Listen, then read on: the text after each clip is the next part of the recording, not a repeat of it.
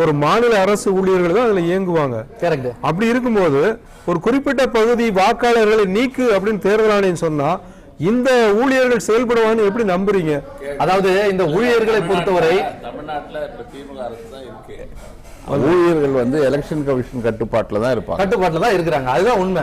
அவர்களை வந்து பதவி அவர்களை வந்து டிரான்ஸ்ஃபர் கூட பண்ண கூடாதுன்னு இருக்கக்கூடிய சீஃப் செக்ரட்டரிக்கு ஒரு 10 நாள் மத்திய அரசினுடைய நானே ஒரு அரசு ஊழியர், நான் ஒரு 10 நாள் அங்க வேலை பார்க்கிறேன், 11ஆவது நாள் இங்கே தானே வரணும். ஐயா நீங்க இன்னைக்கு உங்களுக்கு என்ன, இப்ப நீங்க அரசு ஊழியரா இருக்கீங்க, இந்த தொலைக்காட்சி நிறுவனத்துல வேலை செய்றீங்க, இந்த ஒரு நிறுவனத்துக்கு கட்டுப்பட்ட ஒரு ஊழியர், நீங்க நாளைக்கு வேற ஒரு இதுக்கு போனீங்கன்னா அதுக்கு கட்டுப்பட்ட ஊழியர். கிட்டத்தட்ட அதே மாதிரி ஒரு நிலை தான் இன்னைக்கு தேதிக்கு இங்க வேலை கூட சானிட்டரி இன்ஸ்பெக்டரோ அங்கன்வாடி பணியாளர்களோ அவர்கள் வந்து மத்திய அரசு சொல்லப்பட்ட விஷயங்களை செய்யறாங்க.